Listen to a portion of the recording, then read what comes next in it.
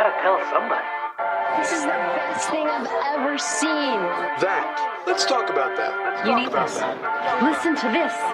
Memorable and exciting. Well, then be less boring. I'm going to tell everyone. Wait here. Mighty remarkable, Big Daddy. Remarkable? Welcome to Remarkable, a podcast for B2B marketers that deconstructs the most iconic moments in film, television, pop culture, and advertising for a single purpose: to give you, the B2B marketer, the same storytelling techniques that the pros use. In each episode, you will learn techniques from Hollywood, Pixar, Marvel, and beyond, from Spielberg's hands to yours, bringing remarkable content ideas to you every single week. I'm Ian Faison, CEO of Caspian Studios. This is Remarkable. This week, we're going to be talking about B2B marketing lessons from Nike's Objectify Me campaign with the help of our special guest, Senior Director of Brand at Axonius, Kaite Rosa. Look at me. Study me. Understand me. I'm not a small pink version of a man. Don't give me small pink versions of a man's running shoe.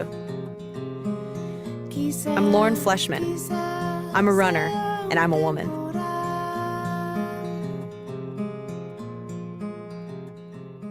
Kaite, how are you? I'm good. Thanks for having me. Yeah, we're so excited to have you on the show. We're going to chat all about how you think about brand, about content, about marketing. We're going to talk about Nike. We're going to talk about running and everything in between. So why did you pick Nike's Objectify Me campaign? I picked this campaign because it really resonated with me as a marketer first and foremost, but also as a woman and as a runner. I love the story behind this campaign. Meredith, what is Nike's Objectify Me campaign? Nike's Objectify Me campaign was a 2007 ad, and it features pro runner Lauren Fleshman. That is Meredith O'Neill, our amazing producer extraordinaire for this show and many other shows at Caspian Studios. So it's a 30-second black and white slow-mo video of Lauren running towards the camera, and we hear Lauren's voice, and she says, "Look at me, study me, understand me. I'm not a small pink version of a man, so don't give me a small pink version of a man's running shoe. I'm Lauren Fleshman, I'm a runner, and I'm a woman." And then it shows her running out of frame, and the Nike logo pops up on screen. As it is, it's a really understated ad, but it actually deviates super far from its predecessors. To give you a little bit about Lauren, she's a decorated distance runner. She won 5 NCAA championships at Stanford and 2 national championships as a professional athlete. She's also a writer. She's been in the New York Times and Runner's World. She's now a brand strategy advisor for fitness apparel company Oiselle, and she co-founded a natural food company, Picky Bars. Her book, Good for a Girl, A Woman Running in a Man's World, came out in January of this year. And so this campaign was a result of many, many conversations between Lauren and Nike. Lauren was a Nike athlete at the time. She was about 25 years old, and she was noticing that Nike wasn't featuring their athletes in campaigns. So out of frustration, she made an appointment to talk to Nike's CEO, Mike Parker, to just talk over options and her ideas.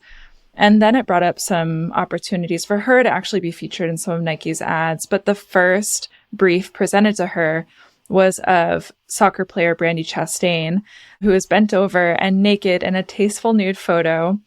As people know, so often in our culture, the sign of really making it as a female athlete is being in Playboy or the ESPN body issue. And they were sort of presenting Lauren with this opportunity to be this first poster child for women's specific shoes.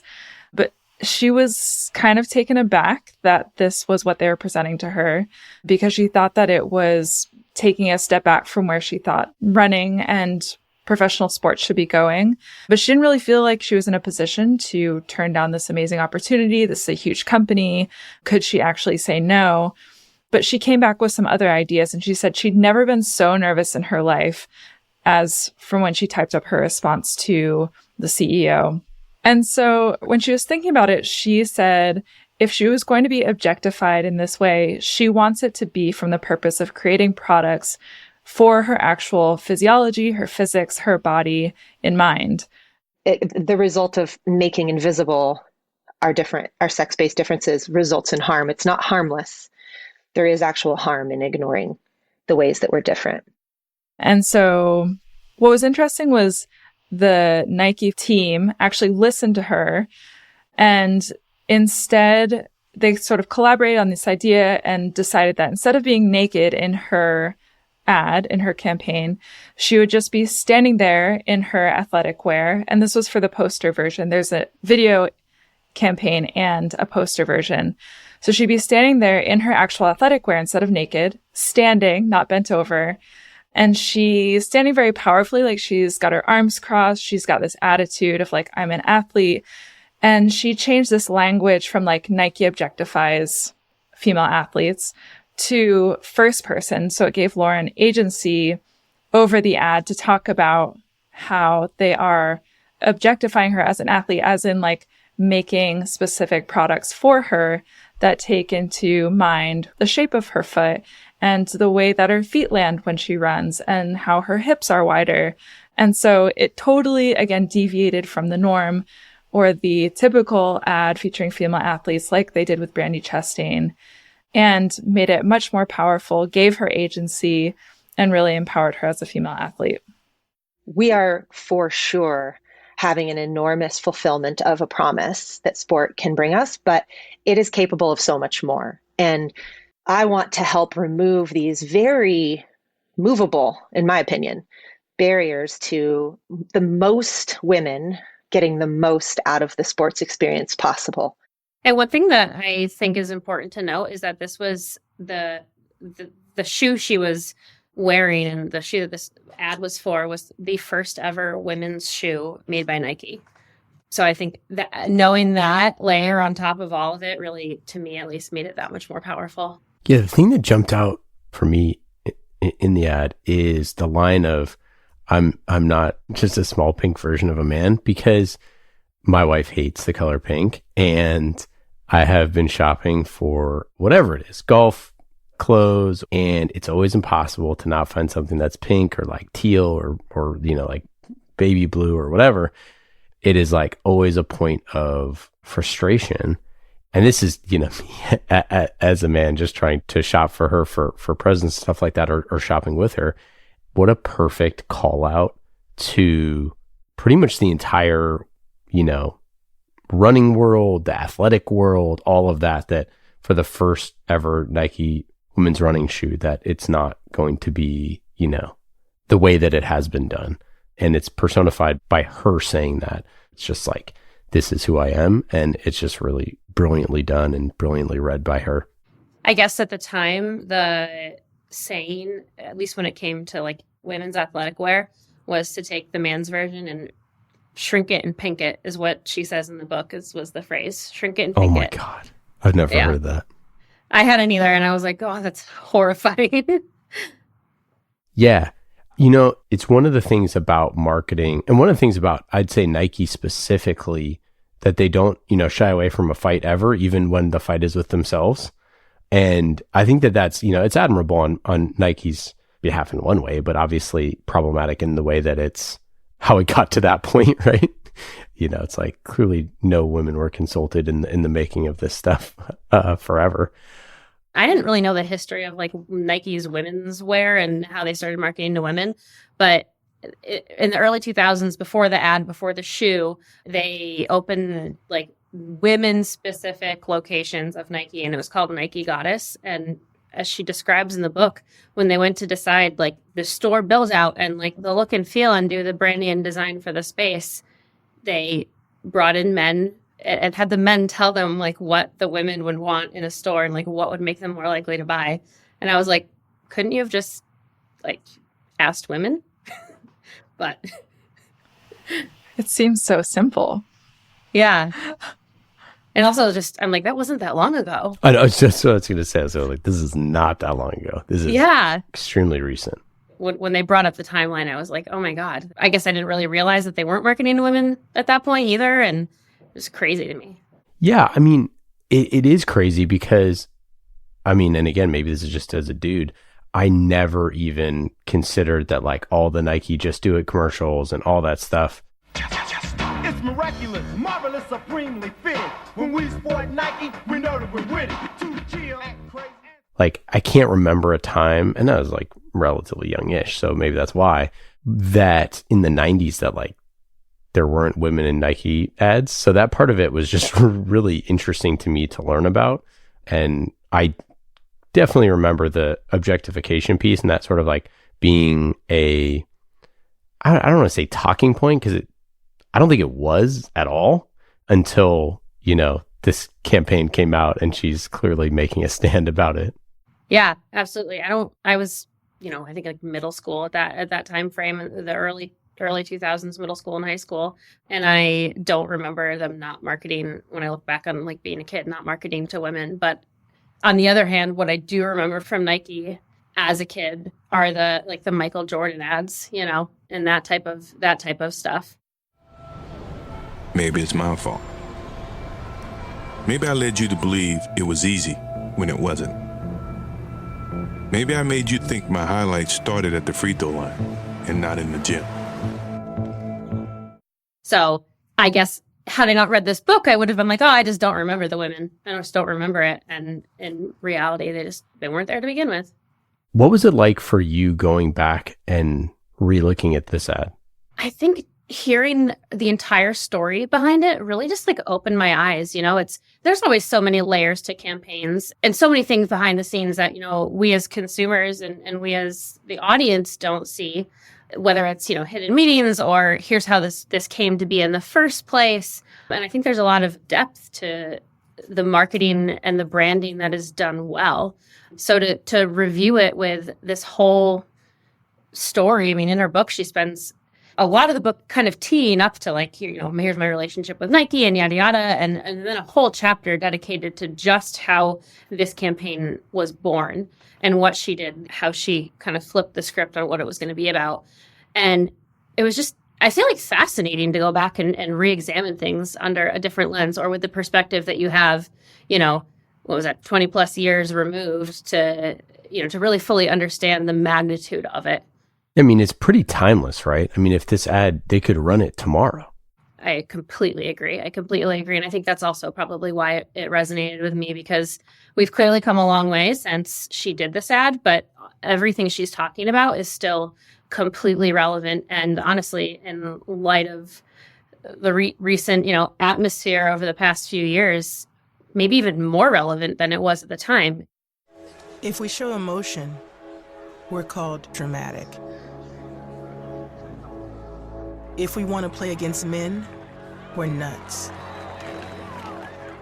And if we dream of equal opportunity, delusional. I think it resonates with more than just runners or athletes or people, you know, people who are active. I think it has a much broader scope than it did back then. Yeah, I think the beauty of the ad for me is that it speaks to a larger group of people, women at large, and a societal, and again, not to everyone, right? Like, you can feel however you want about things. If you like the color pink, that's fine. Shout out my niece. She loves the color pink. That's all good, right? Like, if that's what you want, that's all good. But the idea that like there is an actual option for you now in which there wasn't ever before, I think is a pretty universal truth. And then it also specifically talks to runners in a way that I think is really, really unique, specifically runners that are trying to go run and want to be objectified based off of how fast they are, right? Like that's a very different thing than, I don't know, a makeup ad or something like that, right? Something about beauty, which is essentially what she's rallying against, right? Is the idea of looks versus talent, I guess. And I think one of the things that it does so well, and something that in general with branding and marketing that really keeps me inspired no matter what I'm working on, is the idea of doing the opposite of what's expected. She got the brief. It was, you're going to be nude, you know, we're going to oil you up, you're going to be wearing the shoes and only the shoes and whatever. And she literally did the exact opposite of that. And I think so many marketers and so many brands look at what they're doing and look what their competitors are doing. And there's a lot of like, me too, right? There's a lot of that, like they're going to copy it and try to make it their own and look very similar. And to me, what inspires me the most is looking at what your competitors are doing and doing the exact opposite. And that's something that, you know, on my marketing team at my company, that is kind of almost our brand ethos, really. Yeah, it just made me think like she is doing the opposite of what had been out there, but it was also not just the opposite, but grounded in her values. And I'm wondering if you can talk a little bit about that, like how to ground your marketing in like really strong values. I think that's what really resonates with people. Yeah, I think people latch on to authenticity of brands, right? Like that's what drives you emotionally to a brand, is that it feels authentic, it resonates with you. And I think living and breathing your values in everything you do, and if you're at a company with a culture that encourages that ties your values into everything you do, it almost comes naturally. So like I think of some of the stuff that we're working on, our main value at Axonius is growth. And there's kind of, you know, sub-values within that. And months before we really had established our company values, we were already tying to that growth messaging. And that was something that as a startup, as a young company, we were still establishing, you know, what our values were, but we were already living and breathing what they were, whether they were written down or not. And anyways, I think that good marketing and good brands tap into those values and do it in an authentic way. Like if you're shoehorning it in and you're really just kind of pushing it, it's going to feel inauthentic. It's not going to feel organic. And I think the key there is making it feel organic in a way that ties back to your own values and the values of your brand. I think that one of the ways that Nike was able to outsource the authenticity piece is she wrote it, right? She's the one who created it. It's her voice. It's not theirs. Obviously, I'm sure it's all brand approved, but like that is her thoughts. So how can you not be authentic, right? And that is, I think, something that as marketers, we always want to control the narrative and we want to control the aspect of it. We want to do sort of like what we think is right. And sometimes you need to let your customers control the narrative, and you need to just let them say it in their words and say what they would like to say and see if that matches up with what you want to send out there. Like, you know, I mean, how many customer stories have we done where we go to a customer and say, what do you want to say? And you know, ask them about a bunch of stuff and you pick and prod a few different things. And then they come up with something absolutely brilliant that you could have never written. I mean, I think that's a great takeaway by watching this, is just let people say it in their own voice.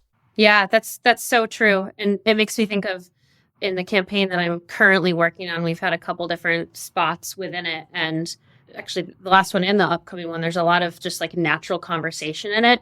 And, you know, you still write the script and what you hope the storyline is going to be in advance. And as I was writing the script, I literally pulled from previous conversations I had with them that we happened to have the transcripts for. And I was like, all right, I want to have this message, but how did they deliver this? And what words did they use? And made sure that the script reflected that. I think there's like what you had mentioned, a very valuable lesson in listening to your customers and letting them speak for themselves. That is Colin Stamps, our podcast launch manager here at Caspian Studios and our marketing aficionado. I think especially in the B2B world that we're all in, I'm actually shocked that there's not more of this. Obviously, you see customer testimonials and customer stories and case studies, etc. But there's something about just listening to their story and like relating to them on a human level that's so powerful. And I think that is, to me, what, along with so many other things, what makes the Nike campaign so powerful when I see it. Agreed. And I wonder if we're going to see more brands, especially, you know, those in the B2B space, tapping into the power of customers, especially in the current economic climate. You know, like I've had a lot of people say, you know, okay, cool, you've done this campaign with a celebrity. Like, I don't have that kind of budget. What can I do? And I think any budgets can accommodate, you know, whether you're working in a bootstrapped company or, you know, publicly funded company, any budget can accommodate your customer. And there's a real value in bringing your customer into your marketing, not just from the brand, the authenticity aspect of it, but also like there's value to them on a personal level. If building their own personal brand and establishing themselves as, a subject matter expert and somebody of authority on the topic is something that they strive for, then like that's kind of a win-win situation. And you can create like really solid customer experiences around it as well.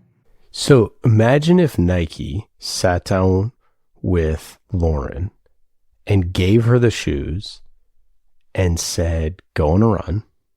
When you come back, tell me how it was.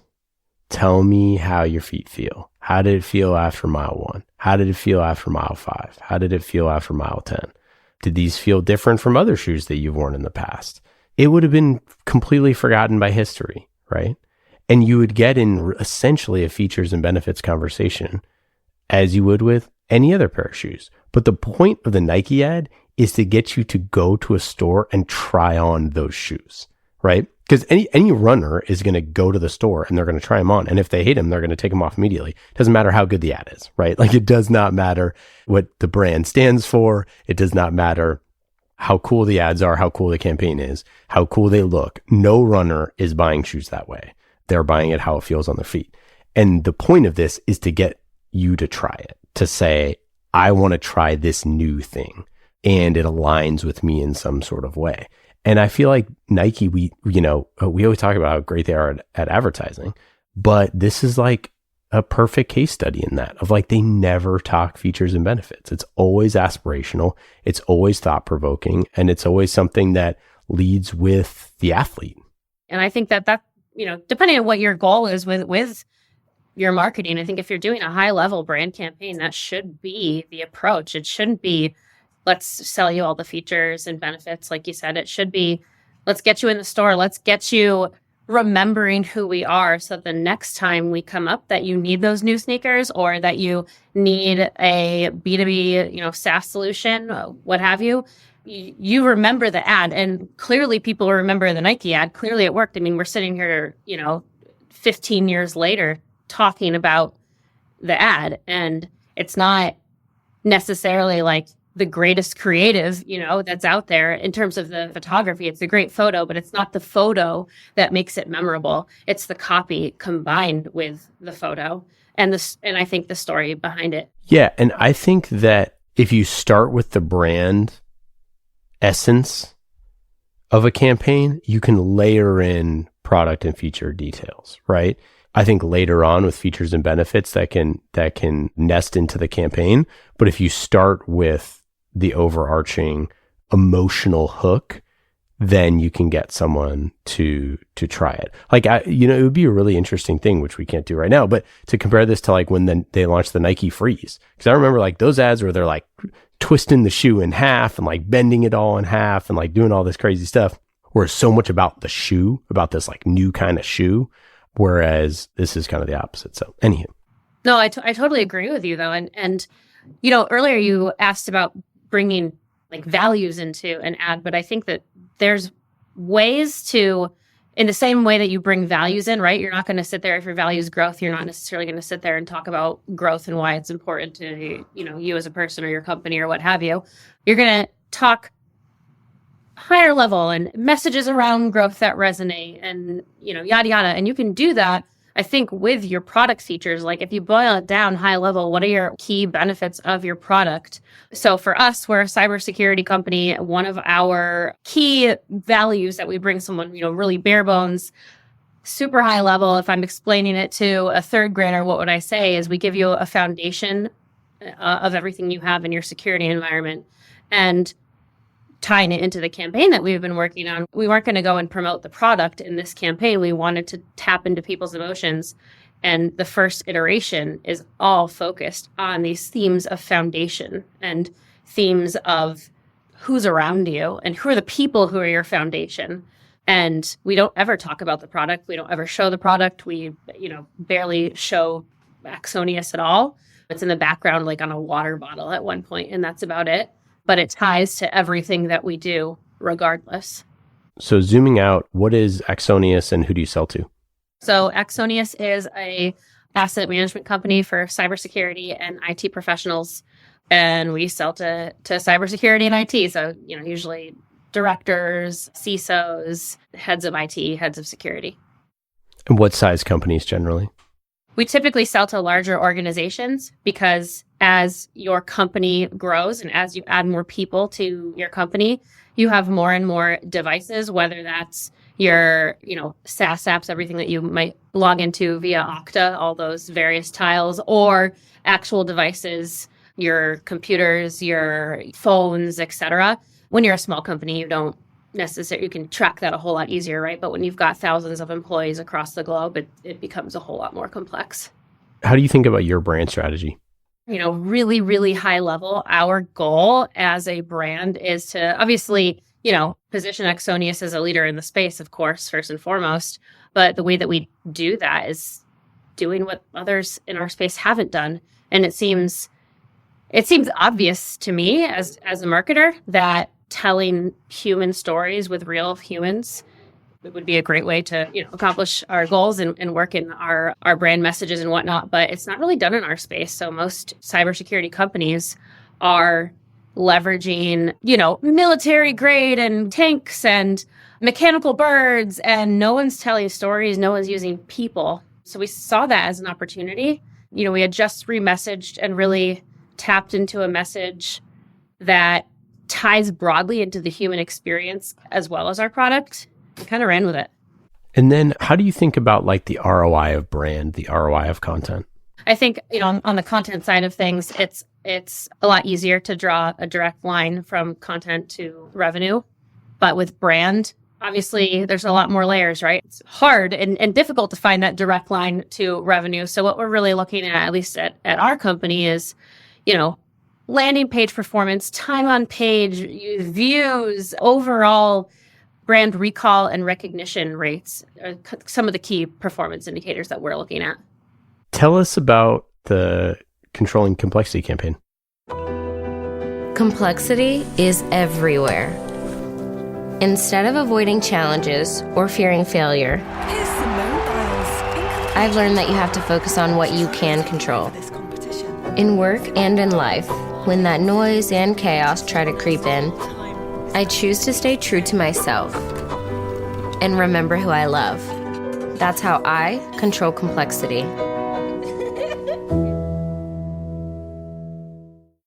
Yeah, so our Controlling Complexity campaign, we had this opportunity to humanize cybersecurity and tell some stories. And we said, cool, let's use real people to tell real stories of how they overcame complexity in their own lives. And at the time, it happened to be the Tokyo Olympics were happening. So Simone Biles was very, front and center on a public stage.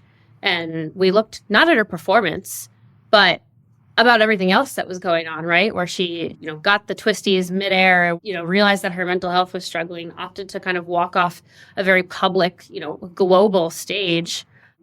And then we knew her backstory too. So came from foster care. It wasn't like she grew up in this incredibly privileged life by any stretch of the imagination. Like she had a kind of a rough go of it early on and overcame that and does a lot of work with foster communities now. So this was our first attempt ever in dipping our toe into branding. Before that, we had done like maybe a sponsored podcast ad or two and thought that was like really cool. So we were like, go big or go home. Let's reach out to Simone and we'll see what we get. And they responded.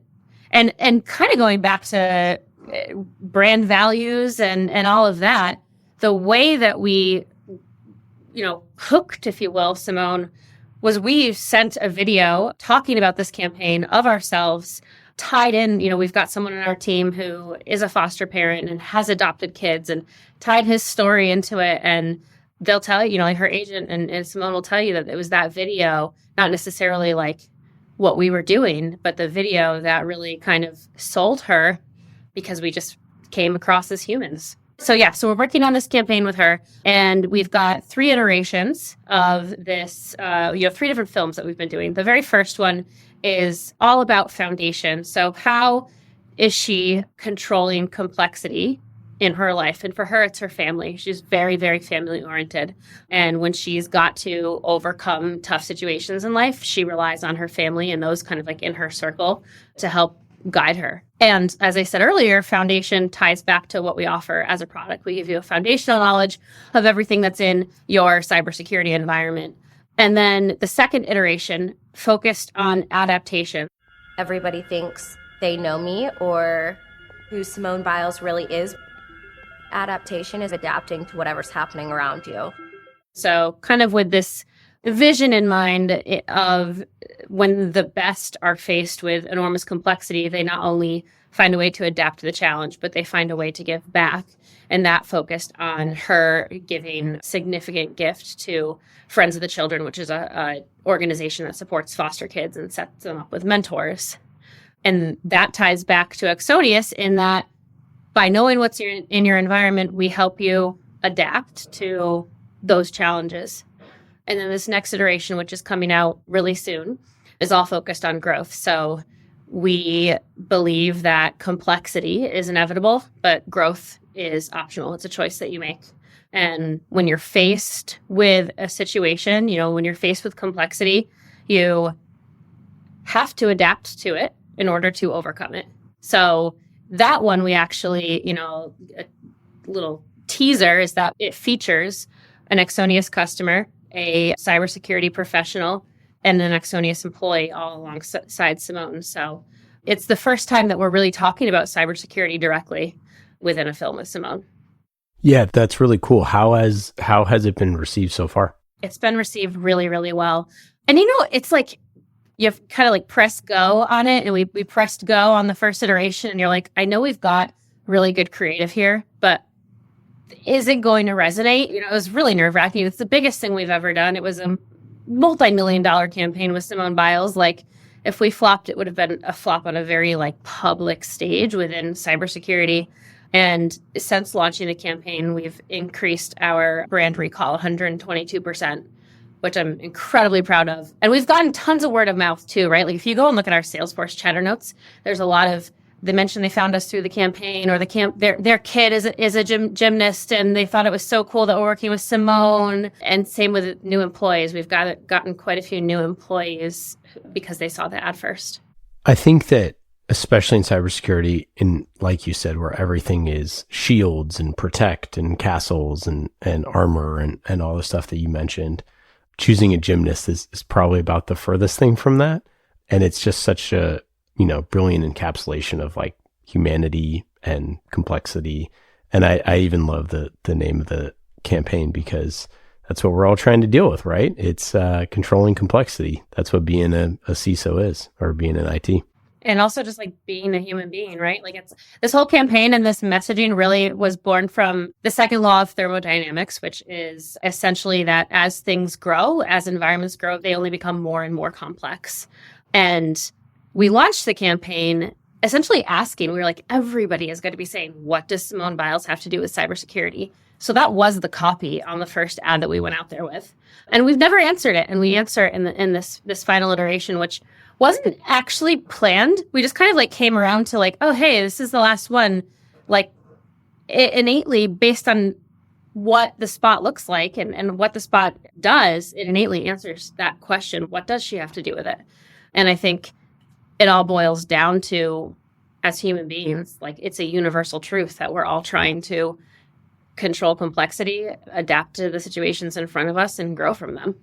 Kaite, why do you think it is important to zig when everybody else is zagging, to do the opposite of what other people in the industry are doing?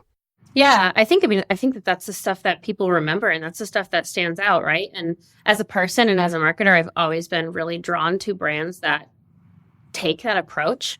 So for some context, early on in my career, I worked for Virgin Pulse, which is one of Sir Richard Branson's portfolio companies. And I think the man is like him or not, he's a poster child for doing the unexpected. And I think that's what people remember.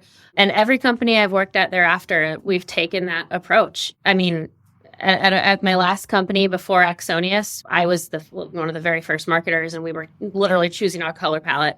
And we chose it by looking at where our competitors were on the color wheel. And we said, okay, we're going to do the exact opposite. And I just think that that's what is memorable. And that's where storytelling really comes alive when you look at what's out there and say, okay, we're going to do something that, for lack of a better term, is disruptive, is different. And I think that you can do that on any budget, really. It doesn't have to be. There's so many amazing opportunities that are really like grassroots marketing that stand out on a bootstrapped budget. And I'm saying this now as somebody who works for a, well-funded organization. And obviously we've got Simone Biles, so we've had the budget to do some really amazing things. But I also have worked with basically no budget at all. I've worked at a bootstrapped startup and had to stand out as the challenger brand. And to me, that's like what gets me out of bed in the morning, right? Is like working on those campaigns and working for those brands that really want to just kind of like shake things up and do things differently. Yeah, I think there's also just a really important piece there about creating a moat for yourself. And, we always talk about our marketing strategy at Caspian about, fight where you can win. Like, you want to create places and do things that nobody can copy. And so I think that it just makes you stand out, and it's doing something that A, nobody else is doing, and B, no one else can copy. Yeah, that sums it up perfectly. And I think it's just the unexpected is what stands out. Awesome. Wonderful, wonderful having you on the show, Kaite. You're so cool. Love following along with Axonius. We're going to follow along to see all the cool stuff that you're coming out with. People can go to the website. We'll link it up in the show notes. Any final thoughts?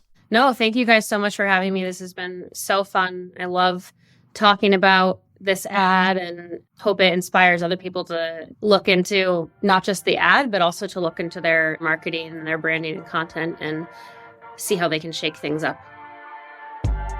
Well, that's it for today. I hope you got some good ideas for your B2B content. Thank you for listening to Remarkable. I'm Ian Faison, CEO of Caspian Studios. Remarkable is created by the team at Caspian Studios, B2B podcast as a service. Caspian also creates fiction series for B2B companies, so if you want a business thriller, you can learn more at caspianstudios.com. Hollywood-style storytelling for B2B. And in today's episode, you heard from myself, Ian Faison, Colin Stamps, our podcast launch manager, and Meredith O'Neill, senior producer here at Caspian Studios. Remarkable was produced this week by Meredith O'Neill, mixed by Scott Goodrich, and our theme song is Solomon by Falak. Be remarkable and rise above the noise.